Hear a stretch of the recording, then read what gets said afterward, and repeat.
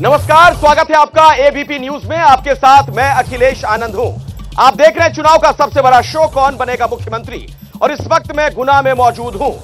मध्य प्रदेश का गुना, ये वो इलाका है। देखिए, जनता की तालियां सुनिए पहले। गुना में आपका स्वागत है, गुना की धरती पर आपका स्वागत है आनंद जी। जय जय कमलनाथ, जय कमलनाथ, जय कमलनाथ, जय कमलनाथ। तो नारे वारे अभी से लगने लगे, लेकिन पहले मैं थोड़ा गुना के बारे में आपको बता दूं।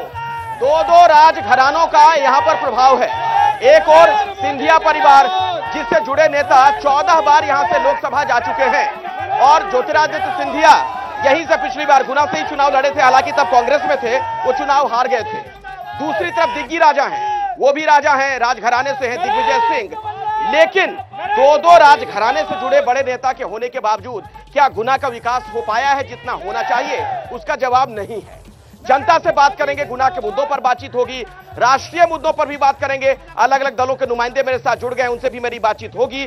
लेकिन पहले मैं आपको दिखाना चाहता हूं कि कैसे एक बार फिर से आरक्षण की आग सुलगती हुई नजर आ रही है। और ऐसा लग रहा है कि कहीं ऐसा तो नहीं कि एक बार फिर से देश का जो चुनाव है, जो राजनीति है देश की, वो मंडल वर्सेस कमंडल की तरफ जा रही है। क्योंकि बिहार विधानसभा में 75% आरक्षण का बिल पास हो गया। अब क्या मध्य प्रदेश में भी ये कार्ड खेला जाएगा? इसकी भी चर्चा होगी। किस तरीके से आज वार पलटवार हुआ है अलग अलग दल के नेताओं के बीच, जरा देखिए। भारत माता की होगी, होगी, होगी। और बहुत सारे जो यहाँ मुझे युवा दिख रहे हैं,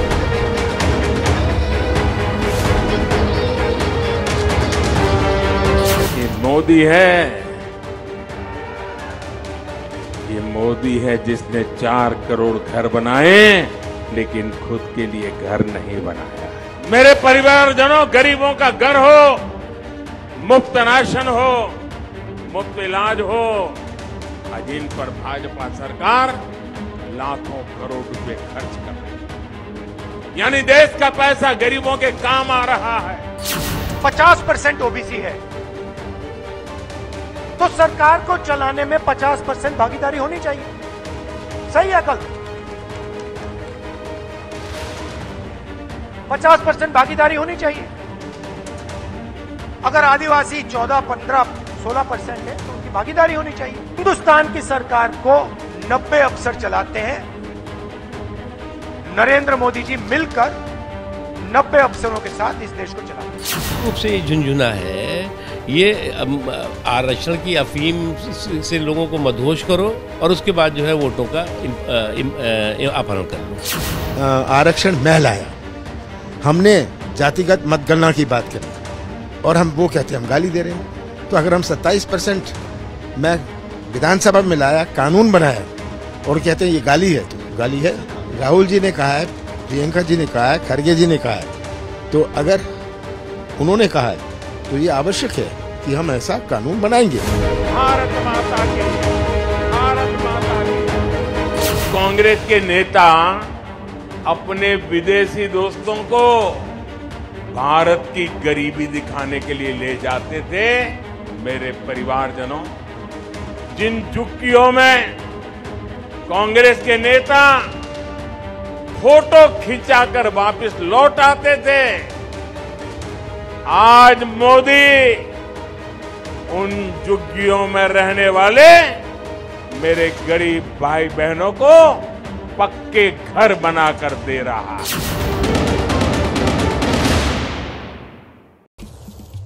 तो दोनों तरफ से जमकर बयानों के तीर चल रहे हैं। आपने सुना किस तरीके से वार पलटवार हो रहा है।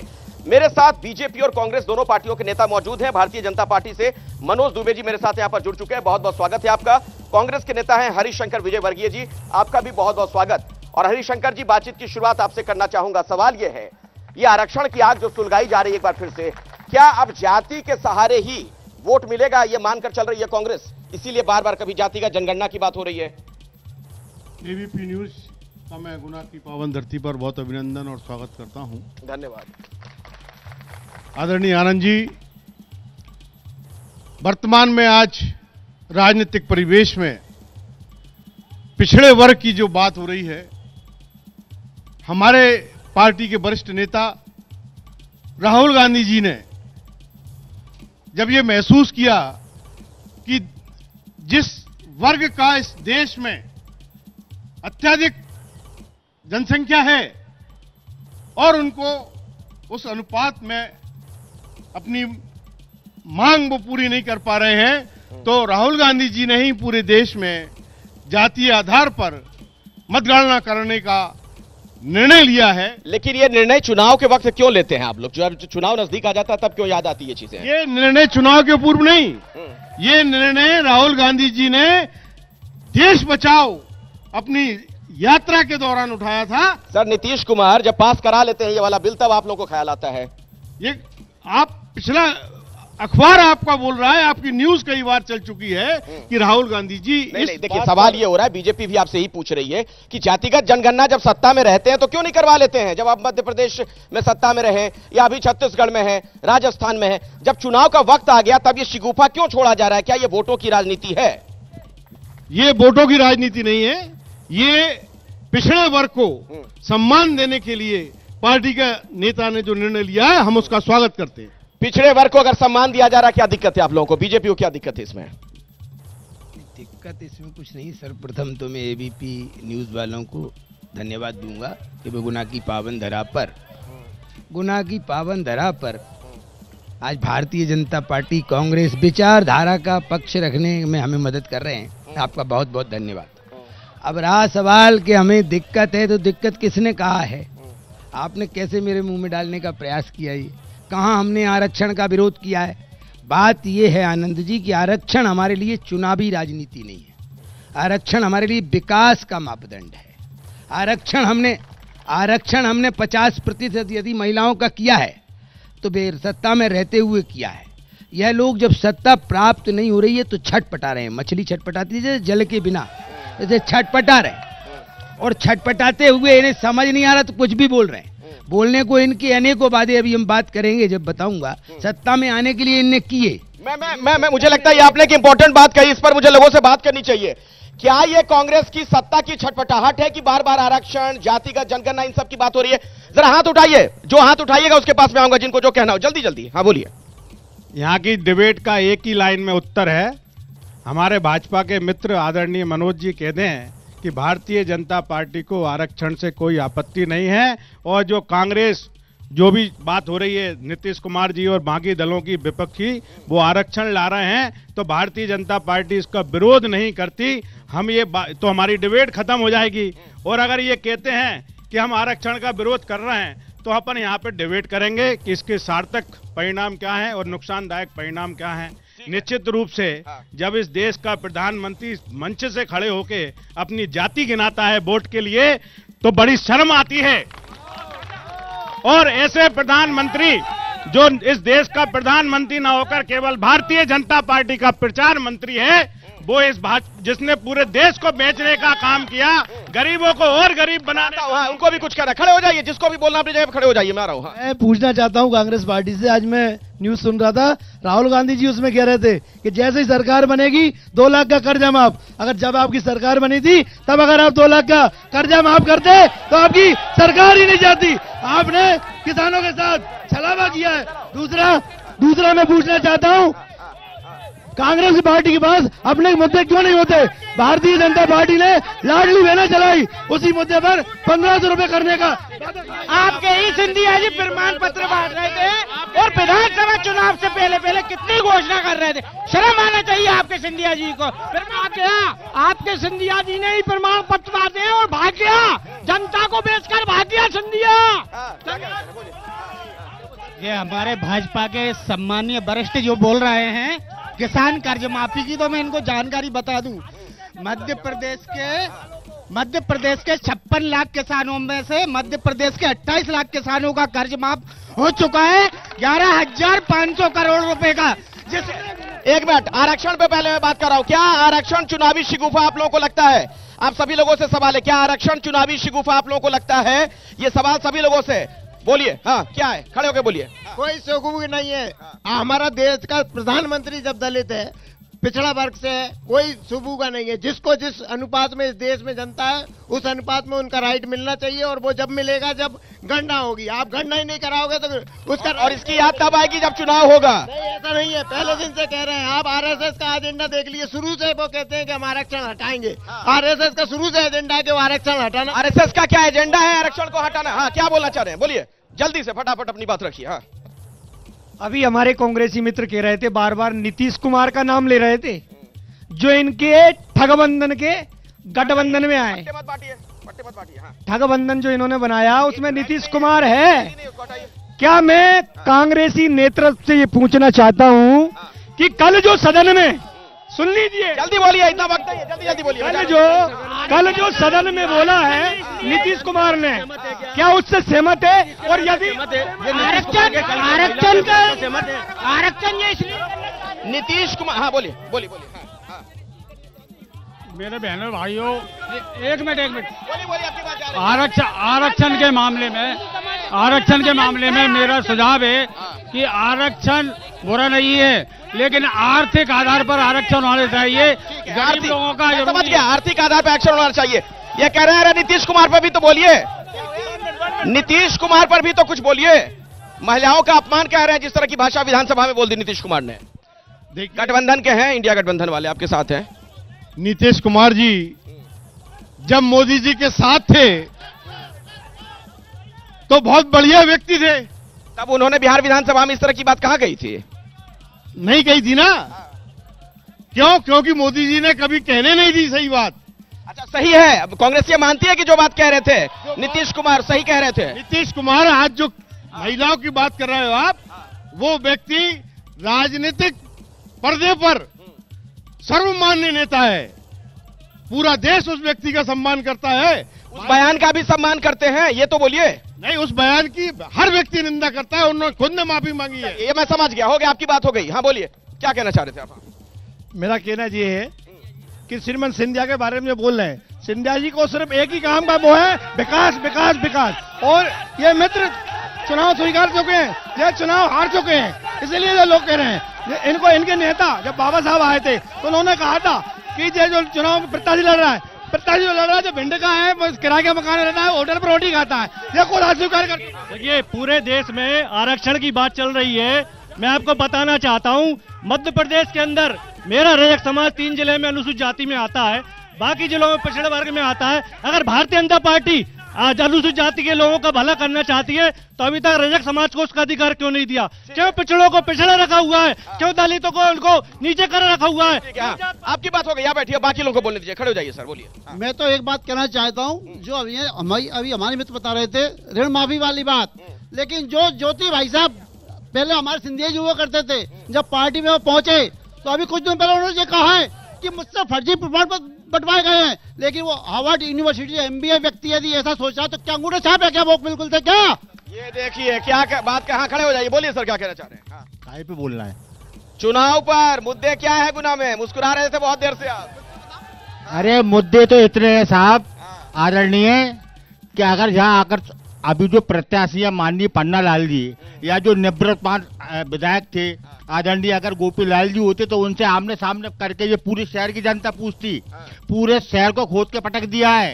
डेवलपमेंट नाम की चीज नहीं है, पानी की व्यवस्था नहीं है, अस्पताल का ओटी 20 साल से बंद है। अरे दो बड़े राजघराने यहाँ पर हैं, तो लो, इसके बावजूद ये हाल है। कांग्रेस ने उन्हीं कांग्रेस ने उन्हीं बड़े राजघरानों पे विश्वास किया था जिसने गद्दारी की पीठ में छोड़ा मौके सिंधिया जी ने। अब कमाल आइए सही राजघराने पे। वो राजघराना नहीं है, वो राजा दिग्विजय सिंह जनता का सेवक है। और जो युवराज है, दिग्गी राजा कहते तो है उनको, दिग्गी राजा प्यार से कहते हैं, और उनका तो वही कह रहा हूँ, प्यार से ही दिग्गी राजा बोलते हैं। जी मैंने जयवर्धन सिंह वो युवा हृदय सम्राट है। आपकी बात समझ गया, बोलिए। मैं तो सिर्फ इतना सा कहना चाहूंगा कि धर्म की लड़ाई चुनाव के वक्त क्यों याद आती है। दूसरी बात, हमारे प्रत्याशी कल प्रधानमंत्री मैदान में आए हुए थे और हमारे भाजपा के प्रत्याशी वहां सो रहे थे, और सोता हुआ नेता गुना की जनता को नहीं चाहिए, नहीं चाहिए, नहीं चाहिए। मुद्दे क्या है? मैं तो ये कहूंगा सभी 17 तारीख को अपने मत का उपयोग करें। एक एक मत जो है राष्ट्र निर्माण में सहयोग देता है, मेरी ये प्रार्थना। नहीं, ये भी बड़ी अच्छी बात है, वोट जरूर दीजिए, तभी आप आलोचना कर सकते हैं। क्या कहना चाह रही मैडम? मेरा भी यही मानना है, जैसे कन्यादान जरूरी होता है उसी तरह देश के लिए मतदान बहुत जरूरी है, मतदान जरूर करिए। बिल्कुल 100% की बात आपने कह दी। अब जरा मैं इधर आ जाता हूँ। हाँ, बहुत देर से आप हाथ उठा रहे थे, क्या कहना है? सर, आप कह रहे हैं दो राजघराने। सिंधिया परिवार ने 200 वर्ष से कहते हैं कि 200 वर्ष से हमारा संबंध है, पारिवारिक संबंध है। अगर इनका पारिवारिक संबंध है तो इनने इस क्षेत्र का विकास क्यों नहीं किया? आज देख लो, स्वास्थ्य के क्षेत्र में कोई गुना में कोई डेवलपमेंट नहीं है, सीपरी में कोई डेवलपमेंट नहीं है, और अपना बेरोजगारी के क्षेत्र में युवा बेरोजगार है। आप कहते हैं 200 साल से हमने इस क्षेत्र के लिए विकास किया है। दूसरी आप शिक्षा पे देख लें, शिक्षा का कोई कॉलेज नहीं है। और तीसरा ये लोग कहते हैं, सिंधिया परिवार कहता है कि हमने विकास, इनने देश से गद्दारी की, पहले देश से की, फिर प्रदेश से की, और फिर अपने लोकसभा संसदीय क्षेत्र से की। क्योंकि वो सुन रहे हैं आप, किसी को बोलना है? मैं बता दूं, पहले ये कहते थे कि हो गया, छोटे में बोलिए, इतना लंबा बोलेगा, बाकी आपके साथी हैं उनको मौका दीजिए। हाँ।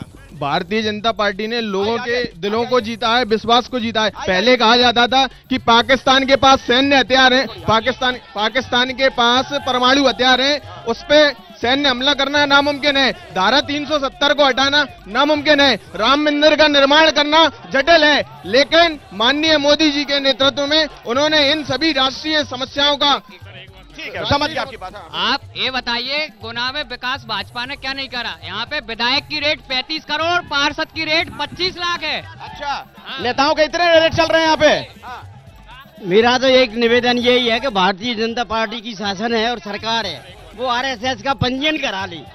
हाँ सर, मैं ये कहना चाहता हूँ, मैं ये कहना चाहता हूँ कि मैं किसी राजनीतिक पार्टी से नहीं हूँ, पर मैं दोनों ही भाजपा सरकार और कांग्रेस से पूछना चाहता हूँ कि कोई भी सरकार जाति पर बात करती है, जाति का जनगणना पर बात करती है, लेकिन कोई भी जो मध्य प्रदेश में बेरोजगार युवा है उनके ऊपर कोई बात क्यों नहीं करता है? ठीक है, इसका सवाल पूछिए। हाँ, बोलिए।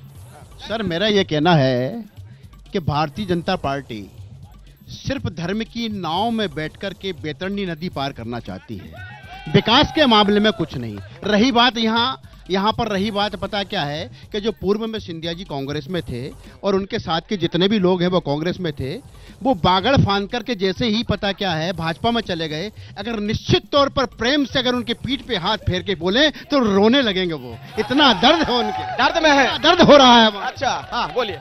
मुख्यमंत्री के लिए 4 लाइन बोलना चाहता हूँ कि कभी कभी तो वो ऐसी मिसाल देता है, कभी कभी तो वो ऐसी मिसाल देता है और वक्त को सांचे में ढाल देता है, और तुम्हें गरूर एक टोपी पर वो ताज सरों से उछाल देता है, और वो चाहे तो गर्क कर दे सारी दुनिया को, और वो चाहे तो जान मुर्दों में डाल देता है। 18 साल हो गए, अब तो ये बिल्कुल आपकी ये राजनीति है, ये सब खत्म है। अब तो कांग्रेस सरकार आएगी, विकास के नाम पे आएगी। सर, विकास बीजेपी का इतना है कि मेरा नाम मुकेश रेजा के रशीद कॉलोनी में रहता हूँ, घर है ना जमीन, लेकिन हवा में है शौचालय मेरा। जी, घर और जमीन नहीं है मेरे पास, लेकिन शौचालय जरूर है मेरे पास। हाँ, मैंने सोने को छत नहीं है, लेकिन शौचालय है मेरे पास। और अगर नगर पालिका और प्रशासन अगर ये चाहे तो ये जानकारी मिला सकता है, मिला सकता है। और आपकी टीम है। क्या कुछ बोलना चाह रहे हैं आप? युवा है, क्या कहना चाह रहे हैं? जी, मेरा यहाँ सवाल यही है कि 2013 से लेकर 2018 तक के कार्यकाल में पन्नालाल जी अपने एक कार्यकाल में पूरा एक अचीवमेंट दिखा दें अपना। जी, मैं किसी पार्टी से नहीं हूँ। आप जिसकी बात कर रहे हैं वो पार्टी का नाम लेकर बोलिए, देश भर में लोग सुनते हैं ना आपको। बीजेपी से हैं पन्नालाल शाक्य जी, एक अचीवमेंट अपना दिखा दें पूरे कार्यकाल का, और अगर उनके पास कोई है तो मुझे बताइए कि उनको 2019 में दोबारा टिकट क्यों नहीं मिला। चलिए, हाँ, क्या जल्दी बोल दीजिए उसका। 18 साल में भारतीय जनता पार्टी ने, मैं कहता हूँ, विकास किया। सबसे बड़ा भ्रष्टाचार व्यापाम घोटाले में किया है, और सिंधिया जी जब वहां जाके चिल्लाते थे व्यापाम के दलालों में जूते मारो में। हाँ सर, हमारे गुना में जो विधायक जितने भी बनते हैं उन्हें लोहे से बेहद प्यार है। सबसे पहले यात्री प्रतीक्षालय, जहाँ बस नहीं चलती वहाँ बस चलती है। मतलब अस्पताल जैसी जगह में जहाँ पे एम्बुलेंस के लिए जगह बननी चाहिए वहाँ बस स्टैंड बनते हैं। क्या बात कर रहे हैं? ऐसा हो गया? यस। इसके बाद आप जाइए, इधर आइए, इधर आइए। अरे ये तो बड़ी इंटरेस्टिंग बात बता रहे, इधर आइए, पूरी बात बताइए, अभी जवाब ले लेता हूँ मैं। हमारे गुना के अंदर हमारे चारों विधायक, जितने विधायक आते हैं, लोहे वाली बात, बस स्टैंड वाली, अस्पताल वाली, जल्दी छोटे में, लोहे से बेहद प्यार है हमारे गुना के विधायकों को। सबसे पहले विधायक निधि से 60% में यात्री प्रतीक्षालय बनवाते हैं। हॉस्पिटल में यहां पर एम्बुलेंस को खड़ी करने की जगह नहीं है। एम्बुलेंस हमारी रोड पे खड़ी होती है, यात्री प्रतीक्षालय अंदर होते हैं। हॉस्पिटल के अंदर यात्री प्रतीक्षालय समझा नहीं मैं। हॉस्पिटल के अंदर यात्री प्रतीक्षालय, उसके यात्री प्रतीक्षालय हॉस्पिटल के अंदर नहीं है, वह प्रतीक्षालय है। अटेंडर के आने के लिए बरसों से जिस चीज की जरूरत थी, बरसों से इस बात की आवश्यकता में। अरे भैया आप अफवाह फैला रहे हैं क्या? अफवाह फैला रहे हैं आप? तो कैसे ये कह रहे हैं कि वो तो अटेंडेंट के लिए है? गुना जिले के अंदर जहां पर एक भी बस यात्री प्रतीक्षालय लिखा होगा तो आप जो दंड देंगे वो यहाँ भुगतूंगा। भैया आप अफवाह तो नहीं फैला रहे हैं? आप गुना शहर में कहीं भी घूम लीजिए, बसें यहीं चलती वहां पर खड़ी हुई है यात्री प्रतीक्षालय। ठीक है, हमारे गुना में पानी की अरे ऐसा है क्या ये बात जो कह रहे हैं? जरा हाथ उठा के बताइए। आ रहा हूँ। हाँ एक मिनट, हाथ उठा के बताइए, ऐसा है क्या? एक मिनट। हाँ बोलिए। क्या बोल रहे हैं? गुना में बस स्टैंड शमशान घाट पर भी उन्हें रखे इन लोगों ने, जहाँ पर बस तो छोड़ो साइकिल नहीं जाती। मतलब अंतिम यात्रा पर चलाने के लिए भी बस की व्यवस्था है, ले जाने की व्यवस्था करवाने वाले बीजेपी वाले। जिनको इनने टिकट दिया है पन्नालाल साहब जी को, उन्होंने बीजेपी के जिनको इनने टिकट दिया है, उन्होंने महिलाओं के बारे अभद्र टिप्पणी की है कि महिलाएं 4 बॉयफ्रेंड रखती हैं इसलिए बलात्कार होते हैं, और महिलाएं बच्चे सोच समझ के पैदा करें, ऐसे विधायक को टिकट देना चाहिए क्या? जनता वोट देगी? सामने इधर आके बोलिए। भारतीय जनता पार्टी ने गुना विधानसभा की जनता के साथ धोखा किया है। इसलिए किया है कि उन्होंने 2013 से 2018 तक कोई भी विकास का कार्य नहीं किया था, और एक निकम्मा प्रत्याशी भारतीय जनता पार्टी। इनको बोलने दीजिए, खुद बोल लेंगी, क्यों इनका कान में आप बोल रही है? के प्रति अभद्र भाषा का उपयोग करते हैं, युवाओं को भी गलत भाषा का उपयोग करते हैं कि वो निकम्मे हैं, नशीले हैं। लेकिन कांग्रेस पार्टी ने एक योग्य पढ़ा लिखा। ठीक है, समझ गया, बोलिए जल्दी ब्रेक लेना। अभी कांग्रेस की तरफ से एक टिप्पणी आई है कि हमारे प्रत्याशी ने पूर्व में ये बोला कि महिलाएं लड़कियां 4 बॉयफ्रेंड बनाएंगी तो बलात्कार होते हैं। तारतम्य ये नहीं था कहने का, उनकी एक नसीहत थी कि कोई भी लड़की यदि 4 बॉयफ्रेंड बनाएगी, 4 बॉयफ्रेंड उसको नहीं बनाना चाहिए। नेताओं को ये नसीहत देने की जरूरत क्यों पड़ रही है? अपना काम करे ना वो। यही शब्द नीतीश कुमार ने बोले हैं, उसने खुद की निंदा की है और खुद। जरा लड़कियों से भी बात की जाए, महिलाओं से भी, उनके मन में क्या है? सर यहाँ पे गुना के लोकल मुद्दों की बात क्यों नहीं हो रही? बाकी तो सारी बातें हो रही हैं। अभी हम लोग स्टूडेंट हैं, कंपटीशन की तैयारी कर रहे हैं। बीजेपी वाले 20 साल से यहाँ पे हैं, क्या इन्हें हमें कोई फ्री कोचिंग दी है? हमारे हायर एजुकेशन के लिए कोई बात हुई है? मेरे को LLM करना है, अब मेरे को कहाँ जाना पड़ेगा? ग्वालियर, भोपाल, इंदौर, कहीं भी जाना पड़ेगा। मेरे को यहाँ क्यों वो फैसिलिटी नहीं मिल रही है? जब ये लोग 20 साल से हैं तो क्या कर रहे हैं अभी तक? ये एजुकेशन के क्षेत्र में जो काम होना चाहिए नहीं हुआ है, क्या कहना चाह रहे थे आप? एक बुजुर्ग भी मुझे नजर आ रहे हैं जी, क्या कहना चाह रहे हैं? निश्चित रूप से अभी जरूरत है, जैसे बिटिया ने बोला कोचिंग क्लासेस होनी चाहिए, चल रही हैं, परंतु और की जरूरत है, क्योंकि इतने सारे बच्चे निकल के आ रहे हैं पढ़ लिख के कि उनके लिए और जरूरत है। इतने वैसे कोई कुछ कहना चाह रहा था यहाँ पे? हाँ, कहाँ पे कोचिंग चल रही है? मैं तो तैयारी कर रही हूँ, मेरे को बताओ ना, मेरे को जाना है। कॉलेज के अंदर कोई क्लास नहीं चल रही है, ये सिर्फ झूठ है। झूठ है ये? अब ये कह रही है तो मेरे को है, वरना आपकी जानकारी में है सर? बिल्कुल नहीं सर, कोई क्लास नहीं चल रही है, मैं तो यहीं पे तैयारी कर रही हूँ ना। कहाँ है क्लास? एडमिनिस्ट्रेशन के अधिकारी भी कोचिंग करने वहाँ जाते हैं, पर मैं ये आपसे कह रहा नहीं आदर्श महाविद्यालय यहाँ बन चुका है, लॉ कॉलेज यहाँ बन चुका है, और वो बना है ना। मेरा तो LLM हो गया है ना, अभी क्यों डेवलपमेंट हो रहा है? आप बना है कि नहीं? आप 20 साल से हो, आपने 20 साल से क्यों नहीं किया? डेवलपमेंट चल रहा है कि नहीं चल रहा? डेवलपमेंट चल रहा है कि नहीं चल रहा है? नहीं चल रहा है। ठीक है, इधर। हाँ बोलिए। मैं महिला सुरक्षा मुद्दे पे बात करना चाहता हूँ कि बीजेपी वाले हर बार बेटी पढ़ाओ बेटी बचाओ कहते हैं। अभी हमारे गुना में कुछ समय पहले एक हमारे शहर की होनहार बेटी, साहू समाज की बेटी 8-10 दिन तक जेल में रह के आई। आज तक किसी भाजपाई ने उसके चक्कर में खड़ा नहीं हुआ। दिग्विजय सिंह जी क्यों जेल में रहकर आई? उसको परेशान किया जाता था। जो सत्ता के लालची लोग होते हैं, सत्ता में जो जुड़े हुए होते हैं, उनका सत्ता का गलत इस्तेमाल करके उस लड़की को परेशान करते थे, उसकी पुलिस मतलब उन्हें परेशान भी किया गया और उन्हीं को जेल में डाल दिया गया। ठीक है, हाँ हो गया, आपकी बात हो गई। सर किसको बोलना था? बहुत सारे लोग कह रहे थे, जल्दी बोलिए ना। सर ये क्या 20 साल से बीजेपी सरकार रही है और 20 साल में अभी तक कोई विकास नहीं किया। जो पन्नालाल साग से 5 साल पहले ही विधायक रहे हैं, उनसे पहले ये पूछिए कि कहाँ सड़कें बनाई गई हैं, कहाँ। समझ गया आपकी बात, हाँ बोलिए, जल्दी इधर आइए, बोलिए। हाँ। आनंद जी, मैं अमित तिवारी सोशल एक्टिविस्ट हूं और बीते 10 वर्षों से काम कर रहा हूं सामाजिक क्षेत्र में। मैं बीते 10 साल में जो बीजेपी के विधायक रहे हैं, मैं उनसे ये पूछना चाह रहा हूं कि उन्होंने 10 साल के अंदर में क्या काम किया है। अगर मैं गोपीलाल जी के कार्यकाल की बात करूं तो यहाँ पर बड़ी संख्या में यात्री प्रतीक्षालय बने हैं। अगर उनको बनवाना था तो यहाँ व्यवस्थित बस स्टैंड बनवाना चाहिए था, यहाँ पर रिंग रोड बनवाना चाहिए था, जो की जरूरत थी। मेडिकल कॉलेज बनवा। समझ गया, बोलिए, आप कुछ कहना चाह रहे हैं? अब बोलिए भाई, इतनी देर से कह रहे थे नहीं आ रहा, बोलिए तो सही। तो कांग्रेस के लोगों ने बोला कि यहाँ पर 60 साल में ये सब हुआ और ये 60 साल से जातिगत आंदोलन क्यों नहीं करा इन्होंने, जातिगत जनसंख्या क्यों नहीं कराई। क्या नीतीश कुमार का जो स्टैंड दिया है विधानसभा में, क्या आप उस पर सहमत हैं? इसका जवाब मैं कांग्रेस वालों से लेना चाहता हूँ। कांग्रेस के नेता से सवाल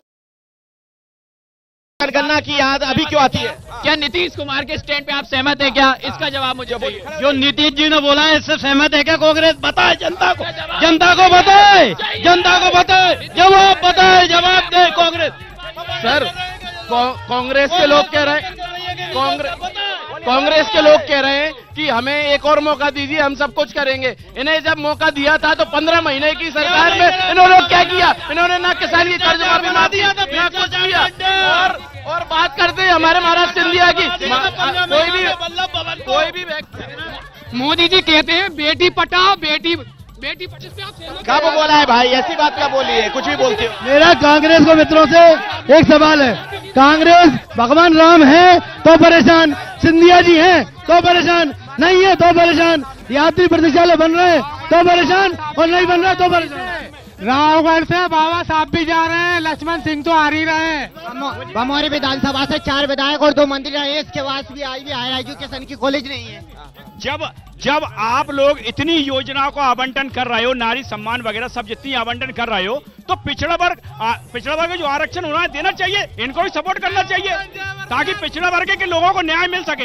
अपन मुफ्त की ये सरकार अभी तक कोई भी भर्ती सही तरीके से नहीं करवा पाई, हर भर्ती में भ्रष्टाचार है।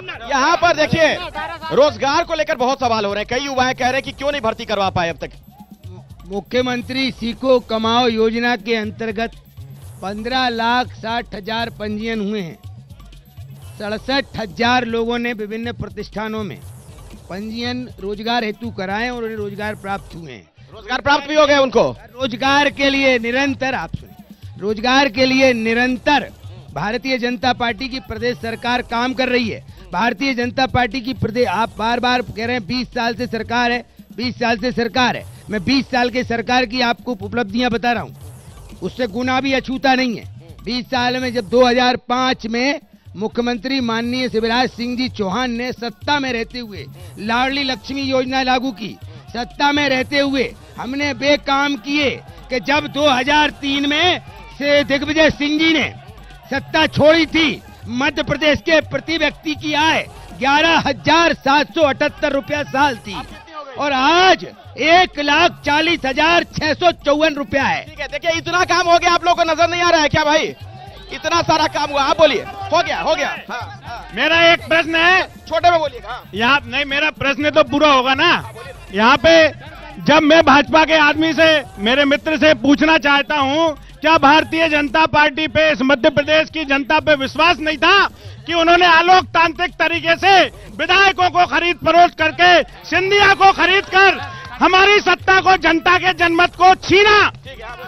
मैं भाजपा के प्रवक्ता से ये जानना चाहता हूँ, मुख्यमंत्री की जितनी योजनाएं चल रही हैं, 2 योजनाओं में मैंने खुद अप्लाई किया, मेरा लोन पास नहीं हुआ क्योंकि मेरे पास गिरवी रखने के लिए कोई भी चीज नहीं थी। और ये और भाजपा के प्रधानमंत्री ये कहते हैं कि पकोड़े तलिए, पकोड़े खाएगा कौन, तेल आएगा कहाँ से भाई साहब? मैं सर, माननीय अटल बिहारी वाजपेयी कर्मचारियों की पेंशन बंद कर गए और मोदी जी पूरे शासकीय संस्थान बेच रहे हैं और ओपीएस के नाम पे जब भी आती है सभी पार्टियां तो ओपीएस देने तैयार हैं। बीजेपी ओपीएस के बारे में क्यों बात? मध्य प्रदेश बीमारू राज्य था, बीमारू राज्य। सर केंद्र सरकार राज्य सरकार, आप लोग कैमरे के सामने मत आइए ना, फिर कहां से बात जा पाएगी। केंद्र सरकार की, राज्य सरकार की योजनाएं हर विधानसभा हर लोकसभा में धरातल पर आती है। क्या वह प्रत्याशी के खाते में नहीं जाना चाहिए? जाना चाहिए। आप ये बता दें, लाडली बहना, कन्यादान योजना, अन्य योजना कांग्रेसियों के द्वारा ली जा रही है, उसके बाद भी ये झूठा जुमला फैलाते हैं कि कोई विकास नहीं हुआ। आनंद जी, मैं सभी लोगों से एक सवाल पूछना चाहूंगा। आज से 20 साल पहले मैंने LLB की थी। उस समय लाइट की हालत क्या थी? मैं अपनी शॉप पे दिन भर मेहनत करता था, रात को आके मच्छरों में परेशान होके मैं 1 मिनट, वक्त नहीं है, वक्त नहीं है, मेरे पास समय नहीं है, अब समय नहीं है। गुना से आज फिलहाल इतना ही। आप लोग के पास मुझे पता है कहने के लिए बहुत कुछ है, वोट डाल के तय करिए, अच्छी सरकार चुनिए। अब समय नहीं है, समय नहीं है। कांग्रेस वाले राम मंदिर का, अब कल राजगढ़ की जनता से मुलाकात होगी, राजगढ़ कौन बनेगा मुख्यमंत्री। लाइव, नमस्कार।